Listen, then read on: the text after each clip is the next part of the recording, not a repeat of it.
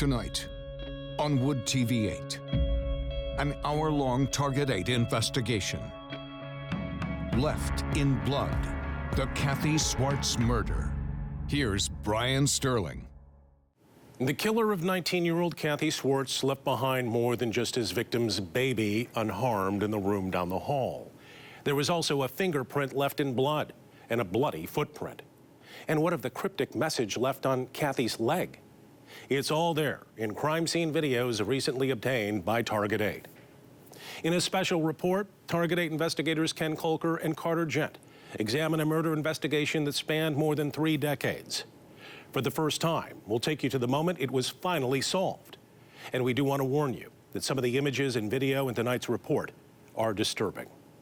Ken Kolker is here now with our special report, Left in Blood, the Cathy Swartz murder. Brian, from the start, detectives were certain they had all they needed to quickly solve Cathy Swartz's brutal murder. But along the way, some evidence was lost. Opportunities were missed. An innocent man was left living under suspicion for nearly 35 years, until new DNA science came along.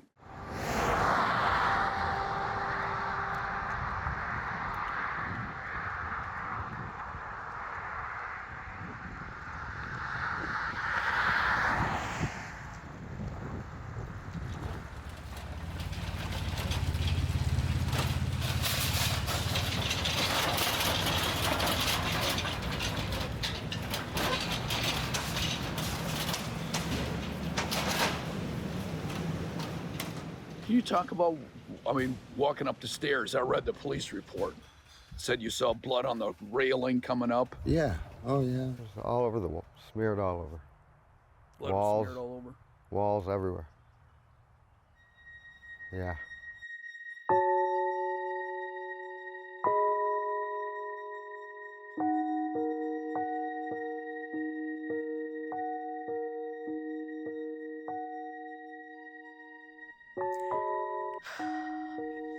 Sorry. I talked to her every day. We would talk on the phone.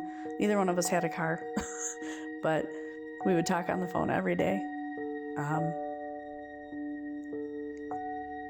We would hang out together. We would make plans together. And it was just gone. Just like that. Who's this? It's a buddy. Oh, not just your buddy, but his buddy. Yeah. There's no telling where life will take you once you've seen the worst that life can offer. You've had a lot. Yeah, there's a lot of them. Is that just from one day? Yeah. From one day? Yeah. The other day I turned in $48. It was just a couple of miles away. And 35 years ago, Cathy Swartz, her baby Courtney, and her fiancé shared a small 2-story apartment at Riverside Townhouses, a gathering of tidy brick and aluminum-sided rentals on the edge of 3 rivers. It was December 2nd, 1988, just 3 weeks before Courtney's very first Christmas. Mike Warner, the man Cathy planned to marry, told police he came home from work mid-afternoon, as always, expecting to find her watching her favorite soap opera.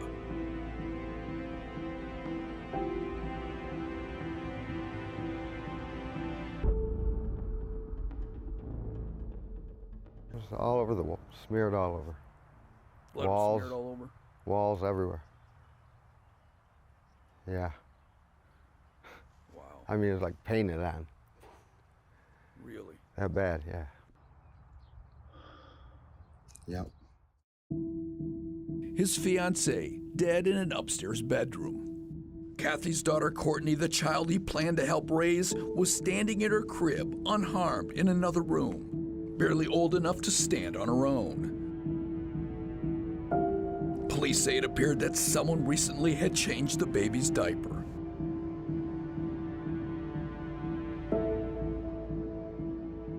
I just wish I could have got to meet her. Or know her, It hurts. Courtney is now 35, a mother herself. She knows what she knows about her mom and her murder from her mom's parents who raised her, and later from police reports. I remember my whole life, like just going to the store or like anywhere, seeing people and just wondering, like, I wonder if that's who killed my mom.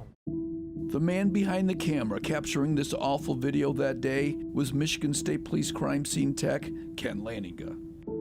One of the bloodier scenes we've been to, you could see, she was definitely probably fighting for her life and struggling, because there was blood down in the kitchen area and then up the stairway and on the walls.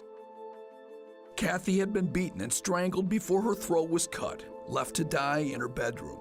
From the start, former prosecutor Jeffrey Middleton worked closely with police on the investigation. It became the most time-consuming case of his career. A young woman is killed in her apartment, and her 9-month-old baby's in a playpen, and it's in your town, and everybody knows about it, and people are frightened about it.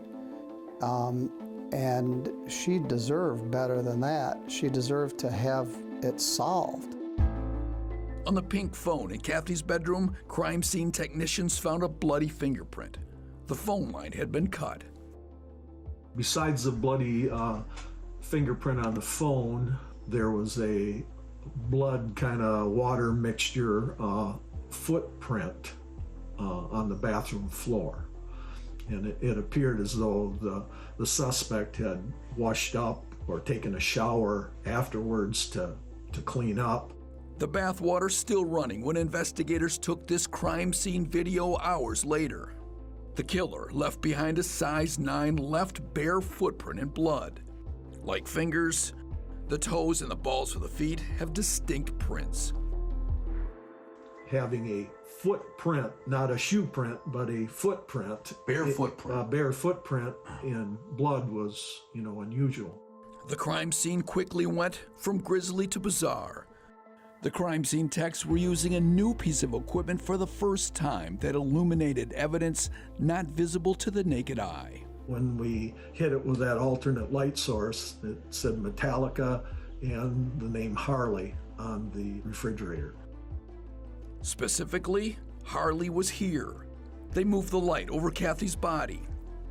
In examining her body, looking for hairs and fibers, we found writing on the inside of her thigh. And it said, "I was here." But Written on her thigh. Written on her thigh. Not on her clothes. No. On her skin. On her skin. It kind of blew our minds. We'd never seen anything like that before.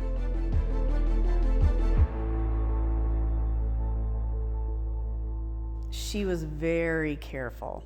And I would call her and I'd say, "Hey, I'm going to come over," which took me all of 5 minutes to get over there. And her door wasn't unlocked, even though she knew I was coming. Same thing, knock. "Hey, it's me." So there's no way she would have let anybody in that she didn't know. He didn't probably come in like a wild-eyed killer. He came in and said, "Hey, how you doing? Can I come in?" And then, it went south from there. He was there with the intent to try to have a relationship with her, and she wasn't interested, and that's when it turned into a homicide. Kathy Swartz had no known enemies. She grew up on a 2-acre farm in nearby Mendon, a tiny village wedged between cornfields on a bend of the St. Joseph River. She was in Girl Scouts 4-H, had a pony when she was 8. Her class of 1987 at Mendon High School was so small that it barely filled 2 pages of the yearbook. There she is in the 9th grade, not far from her good friend Jennifer. We went to school together the whole time. Mendon's a very small. Kathy's family moved to 3 Rivers before her senior year. Her dad ran the pro shop at the local bowling alley where Kathy bowled in a league with her mom. She worked for a time at the local Burger King. In March 1988, at the age of 18 after dropping out of high school, Kathy gave birth to Courtney. She was pregnant a few months after I was, and, kind of bonded us again, brought us together. I'd take my daughter over there, and we'd hang out, and the girls would be on the floor. And she was just a very loving person all around, so I knew she'd be a good mom. And she says she loved her fiancé, Mike Warner. Courtney was just 6 months old when the two met in September 1988. They got engaged on November 10th, 3 weeks before the murder. He worked at a nearby paper plant. Could Mike have done something like this? Absolutely not. There was never even a thought that he could have ever done anything like that. No. I mean, he loved her. There would have never been a situation that I would have ever thought he did it. The night before the murder, Kathy and her fiancé ate fish and chips, played a couple of board games, Sorry and Payday, before turning in at midnight. Kathy kissed him goodbye, he told police, still in her nightshirt, when he left for work at 5:25 the next morning. He got home at 3:30 that afternoon to discover the blood and Kathy's body. He ran to a neighbor who called police, then ran back inside to get the baby. Three Rivers Police Detective Kenny Baker was among the first on the scene. Somebody moved the body from where she was killed on the floor with her head up towards the head of the bed because of the blood splatter on the wall.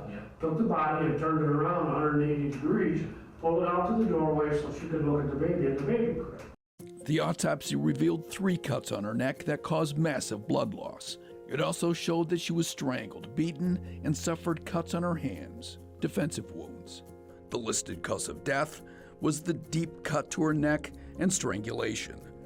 While police did not find a murder weapon, they did find this, what appears to be the outline of a pair of scissors in blood on a pair of sweatpants. I know she fought for her life. I know that, I mean, she was little, but she fought till her last breath. It appeared the killer, after showering, escaped past the fully decorated Christmas tree, over the stuffed Muppets, and out the back door, knocking down a candy cane along the way. Neighbors saw nothing that could help. If he's killing my mom, it's noisy. I'm not screaming, I'm not crying, nobody hears me. Nobody hears the ruckus that's going on in the apartment. The medical examiner told police that based on the color of the bruises, the beating likely lasted 15 minutes. They figured she died shortly after noon. As for baby Courtney, she was clean and no longer in her PJs, instead wearing pants, a shirt, and 1 Cabbage Patch sock. Her disposable diaper was only damp. We wondered, that thought maybe her diaper had been changed. After the break, what about those mysterious messages on Kathy Swartz's refrigerator? Or those messages on her body? Would any of this lead to her killer?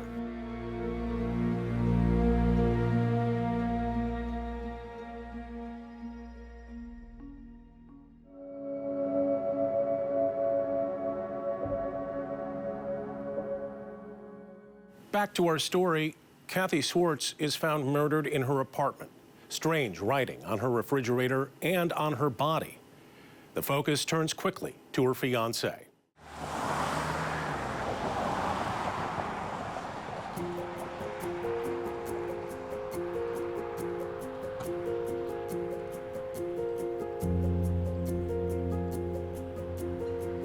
Quickly ruled out?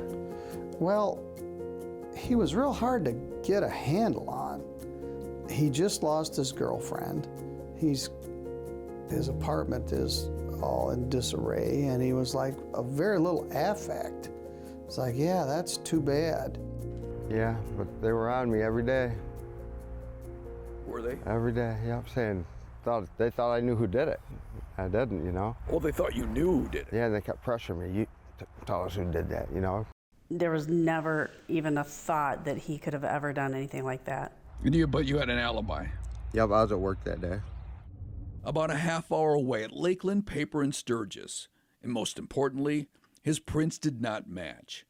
Even with the fiancé all but eliminated as a suspect, police remained confident. The killer basically left his calling card, right? A fingerprint and a bloody footprint. 2 calling cards. 2, yeah.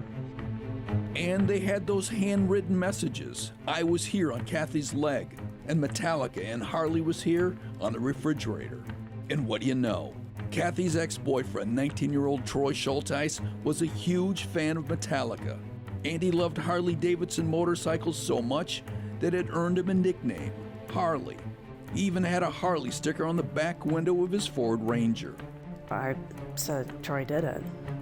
I mean, that's, you know, That's the first person that popped into my mind. That's what I told the police. There were reports, according to court records, of a rocky relationship. Even Schulteis's mom had heard that. Said, you know, like he was mean to her and all that. I mean, that's somebody's word against his. I mean, I don't have any idea whether that was ever true or not. It also didn't help that Harley had no alibi. There was a witness that saw his truck there that very afternoon at the end of the school day. His arrest 3 days after the murder made headlines. Harley, who had no criminal past, denied the killing. As for the refrigerator calligraphy, he told police that he had drawn it with a red marker months earlier at a party and had wiped it off, which would explain why it was no longer visible to the naked eye. The same time he wrote on the refrigerator, Metallica and all that stuff, is when he said he wrote on her leg.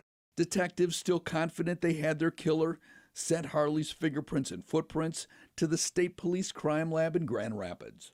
Harley was arrested and they got his fingerprints and footprints, and I think they hand-delivered them to me as soon as they got them.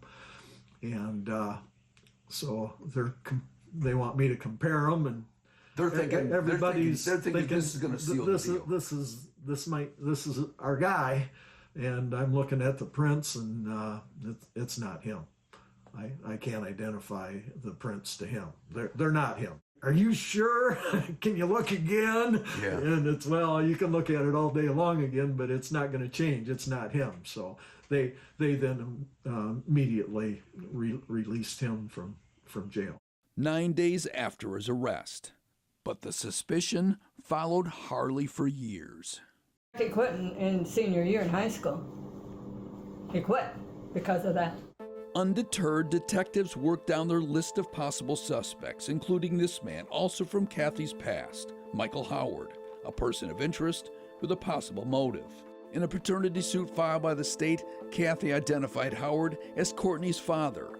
4 days after the murder, a court-ordered paternity test came back. Positive, Michael Howard was the dad. Did you guys look at him? Yeah, oh yes. Same thing. It wasn't his fingerprint, it wasn't his footprint. The baby daddy also had a solid alibi. Cathy's fiancé says he also gave detectives the name of an old elementary school buddy, Robert Waters, who had visited their apartment a month before the murder. I ran into him in the grocery store, I believe, and invited him over, and he came over one night. But Waters, who was 19 at the time, had moved to Arizona before the murder. Another name crossed off the list. Then, this bizarre turn. On the same day of the murder, and at nearly the exact time, a car speeding out of Three Rivers plunged into the St. Joseph River. It took a half hour for rescuers to pull 24-year-old Christina Shelton and her 3-year-old daughter from the submerged car. The next day, the murder and fatal crash shared the front page. But what the initial stories didn't say, the deceased driver and Cathy Swartz were neighbors. Same apartment complex. Same apartment complex. And almost the same time of day. Yes, about noon on Friday. She left the apartment for reasons unknown and was headed toward Centerville. She had her daughter in the car, and she was driving along the river, and she went in the river and drowned, and they saved the daughter. And the speculation always was that she saw something that was upsetting to her, and she took off. Police compared footprints and fingerprints on the woman's birth certificate against those left by the killer. Make sure she wasn't the killer. She wasn't the killer. But you still don't know if she maybe saw the suspect was being chased. Right. And I don't know to this day whether those two things were connected or not.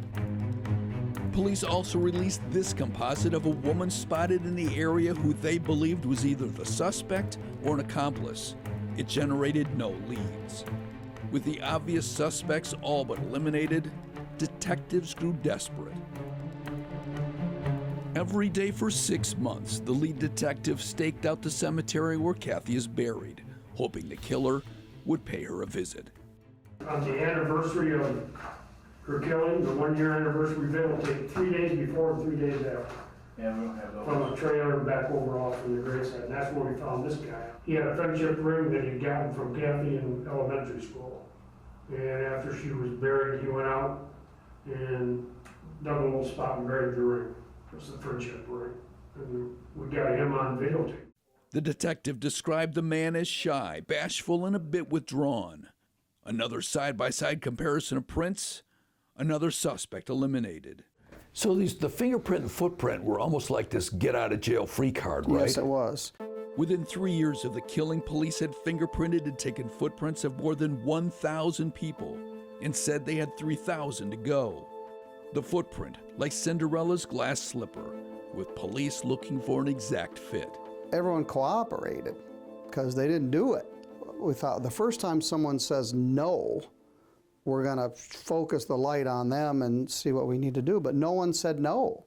And they eliminated seemingly everyone, even convicted child killer Daniel Furlong, rightfully considered the creepiest man in St. Joseph County. My grandpa thought it was a cop, like it was a cover-up. There were a lot of rumors going on back then that the police were involved in this. Did you hear those? Oh, all the time. In fact, people will still say it. But the former prosecutor says that every Three Rivers officer was printed and all were eliminated. When this first happened, we had this great forensic evidence, and we're going to solve this by the first of the year. And then we made an arrest, and it isn't the right guy. And then we're going to solve it by the end of the year. And then we're going to solve it within 2 years, and then it's 5 years and 10 years. And then all of a sudden it was 30 years. Also, several years after the murder, former Michigan State Police crime scene tech Ken Lanninga was onto his new assignment, investigating car thefts, when he found himself in Three Rivers. I pulled into the driveway there, and I immediately remembered that that was the apartment complex where Kathy had been killed. So I sat in the parking lot, and I remember just praying to God that that case could get solved. I remember just when I was little, like praying to God, like, please let me find out who did this. After the break, years of frustration and lost evidence leads to doubts. With few solid leads, it appeared Cathy Swartz's killer would get away with it. I kept thinking, it's in here. I'm just not seeing it, that it's in here.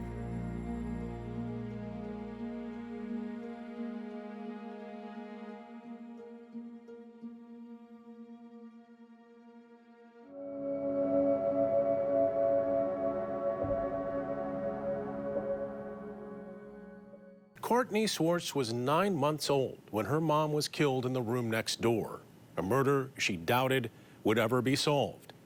Ken Kolker continues his investigation.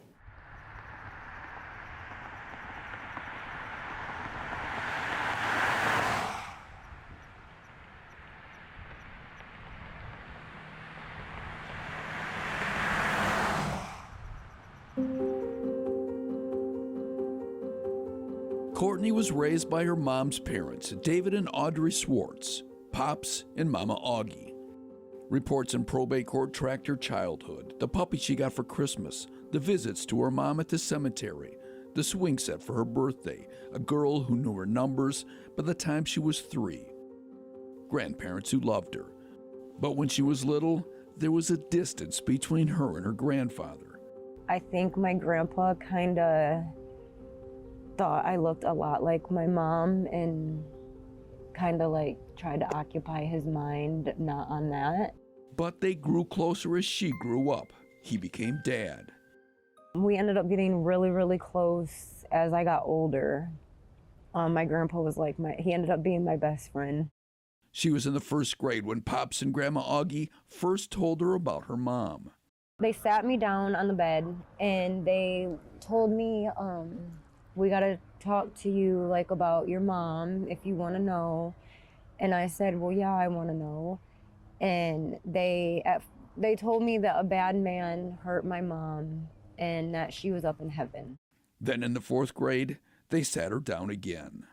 They actually told me that my mom was murdered. Somebody entered the apartment and beat her really bad. She had just had like a root canal done, and that is the side that she was mostly beaten on. Then they slit her neck from ear to ear. I stayed home from school that day, and how does a little girl handle something like that? I don't know. Like, I just took it in, and I just tried to live like a normal kid. She was 16 when her pop sat her down with a box of police reports and newspaper stories on the murder. I feel like I want to know everything. Like, that's my mom, you know, like, I don't know. I want to know everything. So I read it. I guess I just wanted to feel like some closure to her, I guess, like some close, I don't know. Yeah. But I read it, and it's very awful. Courtney had her first child when she was 19, living scared, she says, in her first apartment on her own in Constantine, thinking about her mom. And all I could think about is this gonna happen to me too? Or like, and I used to sleep with like knives in my drawer, like by my bed, and like I still do. She, like most in town, feared the detectives would never solve her mom's murder. A jumble of 10,000 yellowing pages of police reports in boxes. Task force after task force getting nowhere. After so long and so many stories, and like there would be leads, they'd be like, oh, we got a lead, and then nothing else again. And that went on for like a long time. Middleton, who was then the prosecutor, occasionally locked himself in his office, poring over reports. I kept thinking, it's in here, I'm just not seeing it, that it's in here. And it was, and I didn't see it. Through all of this, police kept coming back to Troy Schulteis, the ex-boyfriend who loved Metallica and went by Harley, even calling him a viable person of interest years later. Were you shocked when they arrested him? No. I was shocked when he was let go, you know, because I was like, what? Because then it's like, well, who was it then? In 2012, members of the new task force sat down with the original detective, Kenny Baker, who was fighting cancer. I've got 2 in each lung and 1 up in my chest. Baker's partner in the original investigation remained certain that Harley was the killer. He was sure Troy did it, but the fingerprints and footprints were Troy's. So that means there had to be a second party that probably come back during the day to help clean up. Police had heard rumors that the second party was Harley's father. His father died before detectives could check his prints. So we never got those fingerprints or footprints. There was no evidence that Mr. Schulteis had helped Troy. But the rumor was. The rumor was. Schulteis sued police in federal court, claiming they had ruined his reputation, but a judge tossed the suit. Clearly, he was he was under this cloud of suspicion. Yes, he was. And I guess that's unfair. So, more than 20 years after the murder, in an interview room at Three Rivers PD, the new detectives were sitting down with the cop who was there from the start, spitballing, speculating, testing his memory. My memory's pretty good when it comes to this. I put a lot of time in it. They asked for his theories. It might be all wet, but that's why you're here, is to give us other avenues to look at that we never thought of. And they asked, what about all the evidence that was lost? The bloody shower curtains, video from Kathy's funeral, the 35mm camera from Kathy's bedroom.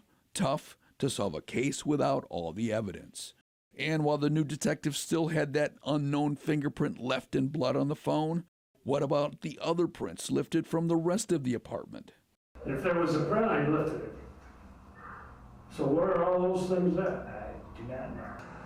All I know is this, someplace there's a pot full of prints that were taken out, or they're all marked where they came from.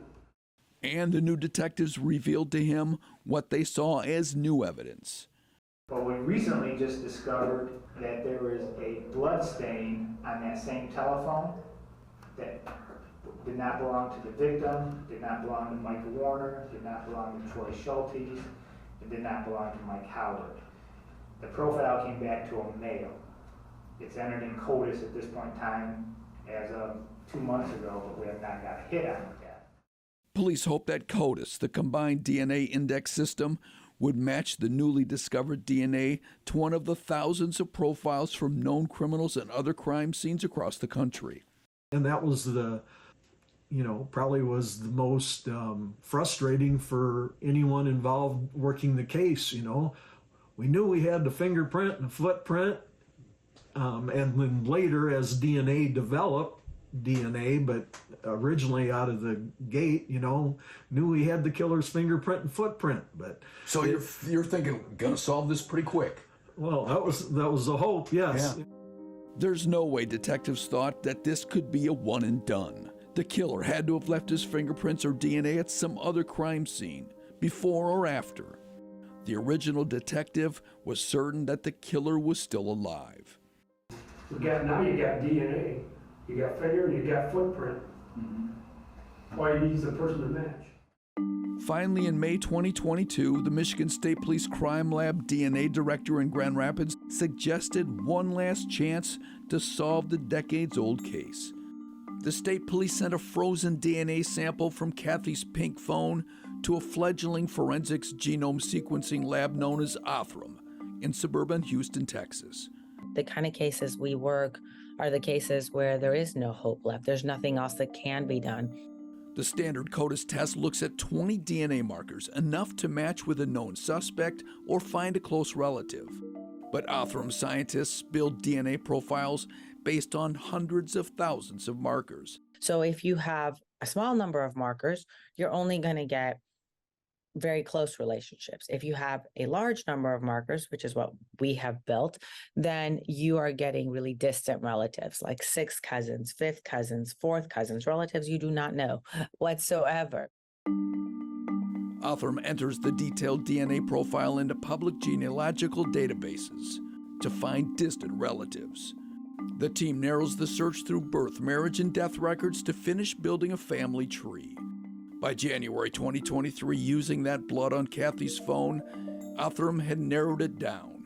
Her killer was one of 4 sons of John and Judith Waters, who had raised their family just north of 3 Rivers. How does that feel in a case like this where you can call them and say, we've got you a lead? They haven't had a lead in 35 years. It's the most incredible feeling in the world to know that you can help bring answers to someone's family that has been waiting for them for so long. After the break, new DNA technology had narrowed the list of suspects down to 4 brothers. But which one? Like I said over the phone, my name is Sam Smallcombe. Yep. I'm the detective here, and I'm working on a cold case from 1988.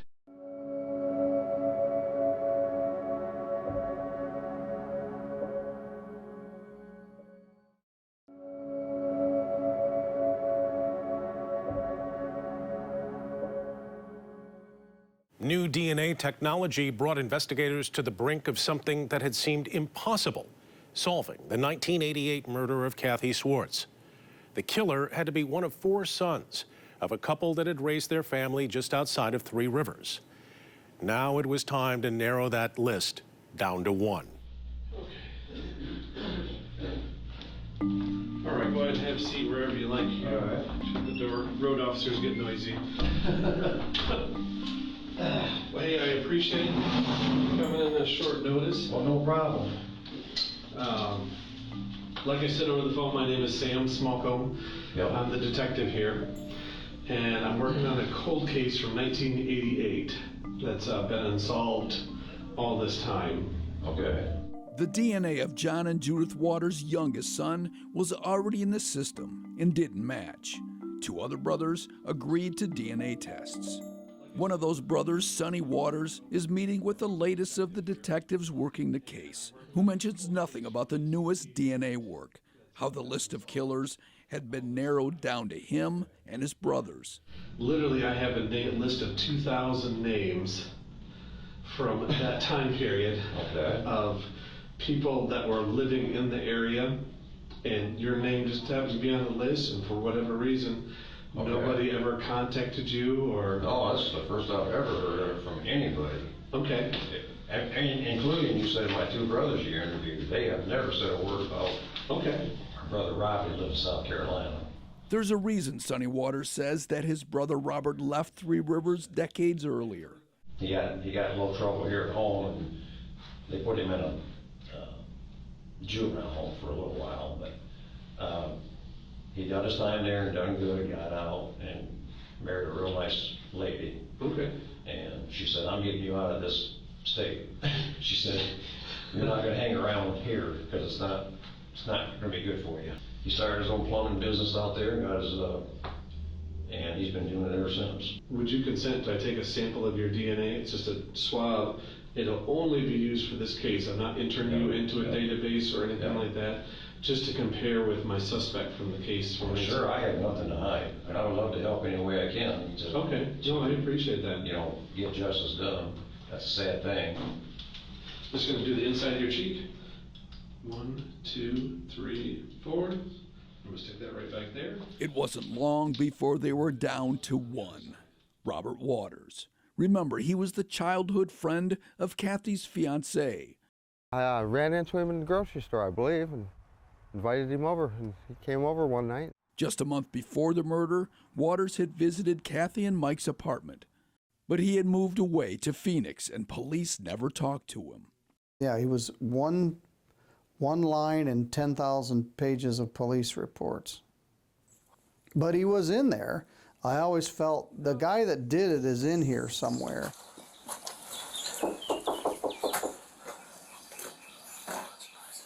Hey, how you doing? Good morning. Hey, Robert. Morning. How you doing? Good. How are you? How can we help you? I'm Sam Smolcom from Three Rivers PD. This is Todd Peters from Michigan State Police. Nice to meet you. Nice to meet you too. Can we talk for just a couple minutes? Sure. Not inconvenience All right. too much. Sure. Yep, we can go back in here if you want. You got stuff to do in there. Come on in. Do? Yeah.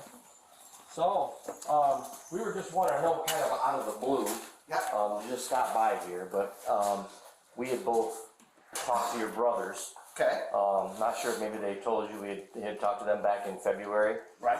So I'm helping Sam, and we reopened this case from Three Rivers from way back in the day, going back through and getting interviews and just clearing everything up. Right? Okay. So we were wondering if you'd have time to come down to the PD and talk with us down there.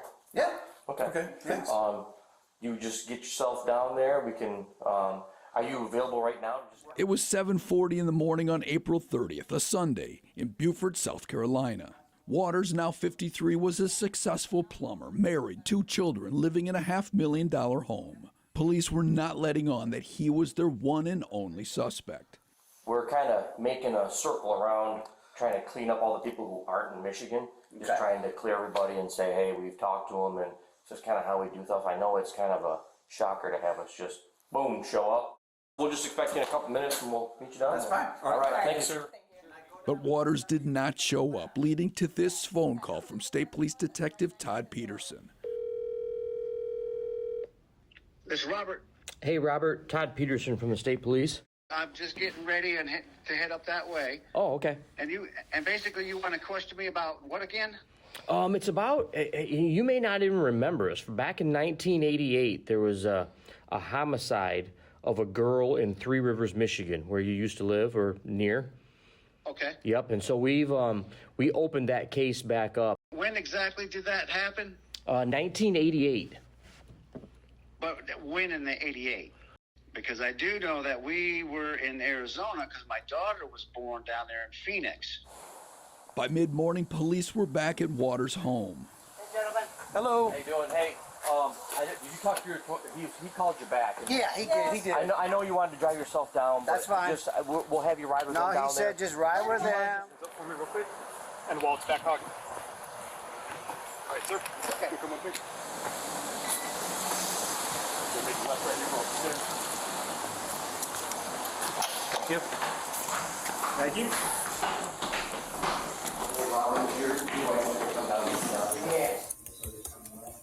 Probably a lot of worn out spots from being a plumber. Waters has been a plumber for 20 years. We had like 6 trucks. Oh, geez. Yeah. That was way back when the economy crashed. Well, my wife was pregnant, so my son's 19. It was like 19 years ago that we downsized. If he was worried, it wasn't showing. Not once does he complain during his 7+ hours at the police station. 7 hours of small talk. Man, in the summer it's hot, hot, hot. Yeah. And in the winter it's cold, cold, cold. Yep. I don't care what they tell you.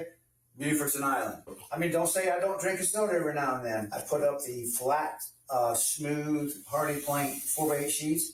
What Waters doesn't know is that state police at a lab in Michigan are checking his newly taken prints against the print left in blood on Kathy's pink telephone 35 years ago.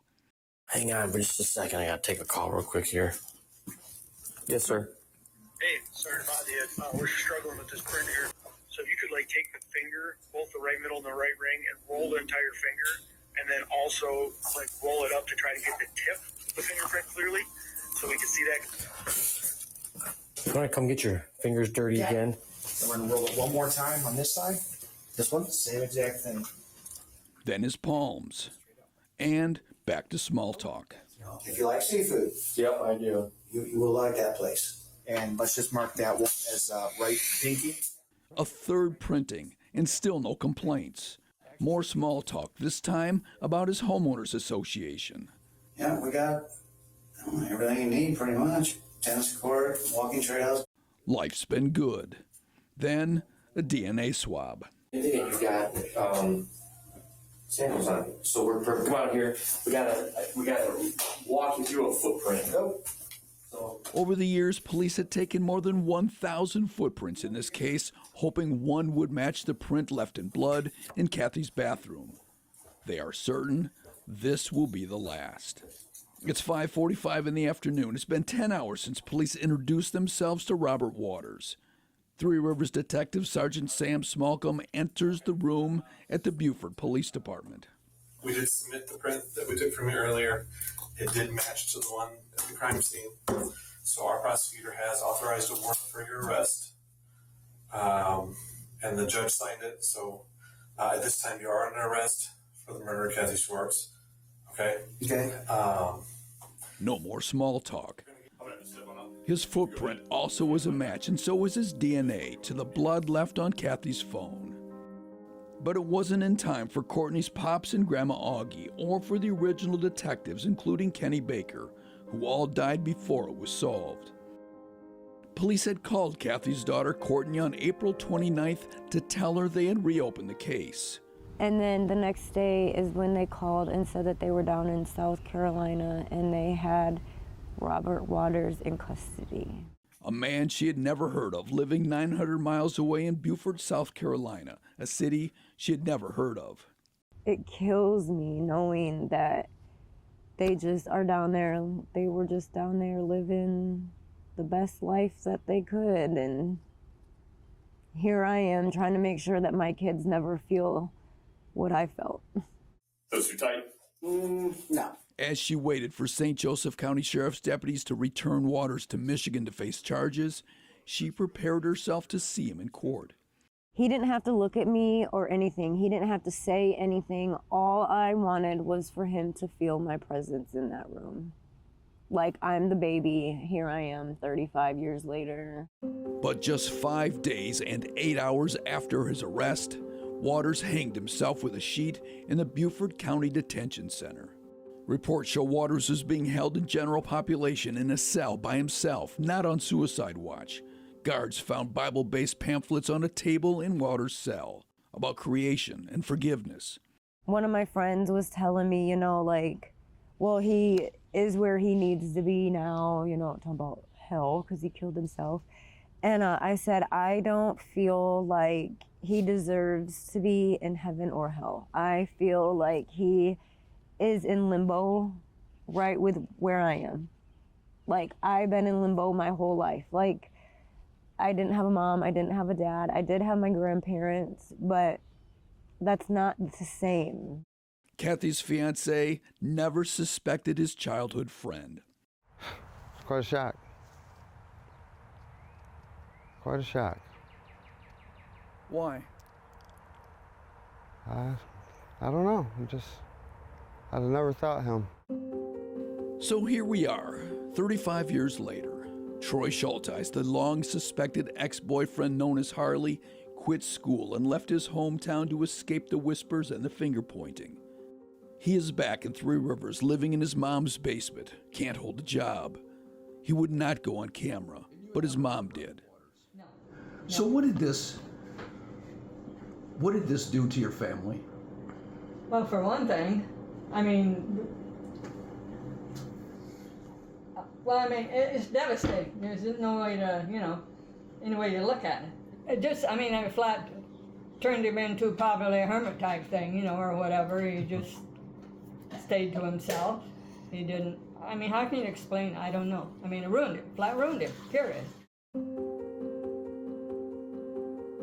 Kathy's best friend is left to wonder what would have happened if the worst had not happened. Kathy would be 54, a grandmother. She was a wonderful person. She didn't get to live her life. She had a lot of friends who cared about her. She had a daughter that she didn't get to see grow up.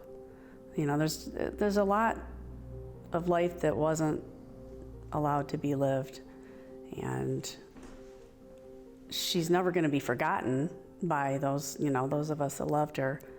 But the story needs to be told. It really does. His buddy. Oh, his not just your buddy, but his buddy. Yeah. Kathy's fiance, Mike Warner, now lives with his mother just outside of town. He can't hold a job. Most days, he rides his bike and picks up bottles and cans. For a while, he would leave a rose on Kathy's tombstone. There was always flowers and little decorations that we didn't put out there. Like me, my grandma and grandpa didn't put out there. So they had to have been from Mike. Courtney was 19 when she last visited Mike's mom, Grandma Glory. The man who had planned to marry her mom and raise her showed up. She has since seen him on his bike around town. I told my kids, I'm like, oh my God, that's the guy that my mom was gonna marry, and he was gonna adopt me, and it just didn't happen that way. I'm just wondering, what could have been? Right? Yeah. Never know, I guess. Yeah. You were expecting to raise her, right? Yeah. Yeah. Oh, yeah. Yep. Yeah. Yeah. Yeah, it just didn't work out that way, I guess.